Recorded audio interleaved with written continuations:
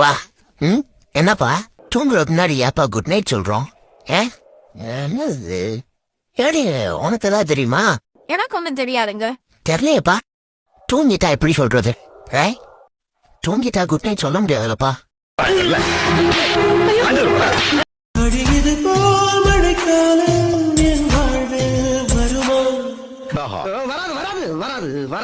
வராது. அந்த ஆளு நம்ம படுத்துற பாட்டுக்கு தினம் தூக்கி போட்டு மிதிப்பியா கோவை சொல்ற மாதிரி. இது கேக்குறாரு. இது அறிஞ்ச வயசு. ஆமா, சொரிஞ்ச வயசு.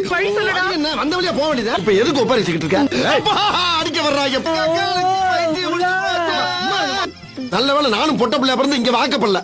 என்னமா பாதையில நிக்காத பயம்ல. ஆனா கடவுள் உங்க ஒப்பனை மட்டும் மனுஷ உருவத்தை படைச்சு குரங்கோட குணத்தை அப்படியே விதைச்சிட்டான்.